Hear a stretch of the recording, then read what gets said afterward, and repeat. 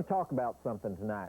For about 10 years now, I've been getting flack from various organizations of feminists, fundamentalists, mad mamas, psycho college professors, claiming that the movies I talk about, that is the 3 Bs, blood, breasts, and beasts, are sick and demeaning and twisted and perverted. Well, of course they are. Why do you think I watch them? But there's other stuff they say that is not true. For example, number one, they say slasher movies are demeaning because they endorse violence against women. Now, I never understood this because I never noticed a single movie where more women were killed than men, and in 99% of them, the only person who survives is a woman. Where do you think Jamie Lee Curtis got her start? By being the only dang person who survives. Number two, they claim that hardcore horror flicks cause crime.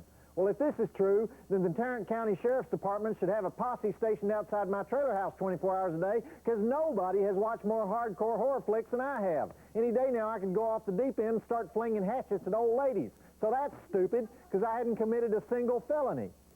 Well, no major felonies anyway. Number three, they say horror flicks are a way for rednecks like me to act out weird, violent fantasies. In other words, all of us out here in the boonies are like the Cannibal Family in the Texas Chainsaw Massacre. We really would like to be munching on tourists. Otherwise, why would we laugh and hoot at the screen when Leatherface's family does it? So anyhow, I've talked till I am blue in the face about this stuff. I've gone to seminars. I challenged the president of the National Organization of Women to a nude mud wrestling match. She didn't show up. I faced off against that shrewd fundamentalist Dr. Thomas Radecki, head of the National Coalition Against TV Violence, but nobody ever listens because it's just Joe Bob. In other words, I'm too pitiful to listen to. So I want to say something here, and I want you to listen real carefully. I'm about to tell you about this book written by a Berkeley professor. Now, this is hard for me. Large parts of my identity depend on hating everything that comes out of Berkeley. But I like this book so much that I almost don't even want to review it, because what if everybody says, oh, don't read that, Joe Bob likes it. But it gets lonely out here, so here goes. Men, Women, and Chainsaws, Gender in the Modern Horror Film by Carol J. Clover, professor of Scandinavian and Comparative Literature at the University of California at Berkeley. I'm already exhausted. Carol, next time when you write a book, study titles like Jaws and It. It's easier on all of us, okay? Anyhow, I'm not going to try to analyze this whole book because a lot of it, frankly, is over my head. You scoff? But it's basically about 3 kinds of movies: slasher movies, possession movies like The Exorcist, and rape revenge films like I Spit on Your Grave. And in fact, I'm pretty sure this is the first serious book in the history of the world to do a complete analysis of the plot of I Spit on Your Grave. But from my selfish point of view, I want you to know a few things that Professor Carroll decided after watching about 200 of these movies. Number one, slasher movies are told from the point of view of the woman.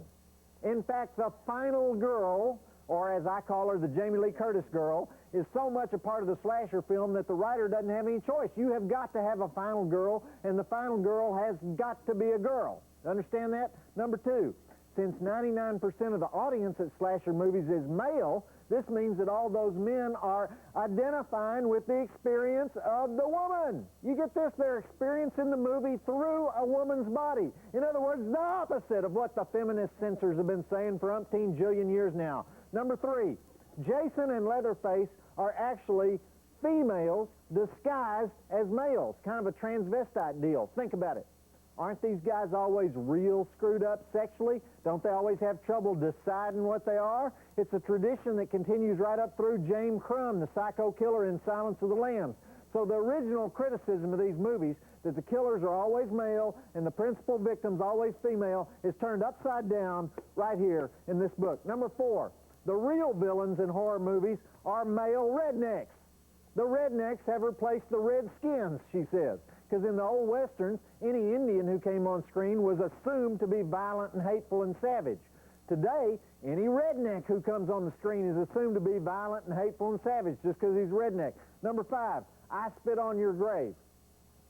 I Spit on Your Grave has been called the most disgusting film ever made by Egbert and Siskel. And it's been banned from cable TV for 15 years, but it is actually told from a female point of view so that the audience identifies with the ultimate triumph of the woman over the rapist. And as I've always said, what male could ever watch the bathtub scene in that movie and think the movie is in favor of violence against women? When I see that scene, I can't walk straight for a week.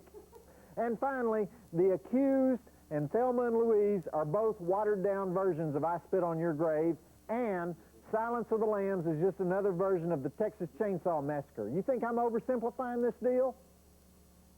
Okay, sure, probably. I'm probably going to get a letter from the whole gall-dang Berkeley faculty saying, you ignorant yahoo, that's not what this book means. But right now, tonight, after reading this book, I feel pretty good about it. Makes me think there's some hope. Makes me think some smart people will get their hands on it and become dumb like me, or something like that. And to prove it, we've got tonight's movie, Freddys Dead, The Final Nightmare, which of course is not the final Nightmare on Elm Street movie because they've already announced they're making another one this year. But anyhow, it's a good one, and it's got a final girl in it, and it's got a sexually screwed up killer, and it pretty much explains every single thing in this here book. I didn't mean to go academic on you tonight, but I got to get these things off my chest. 3 dead bodies, exploding head, gratuitous Tom and Roseanne Arnold. Roll it, rated R. I'll be back afterwards. This book is pretty scary, too. I mean, it's got hundreds of dead bodies, no breasts, academic foo, men, women, and chainsaws.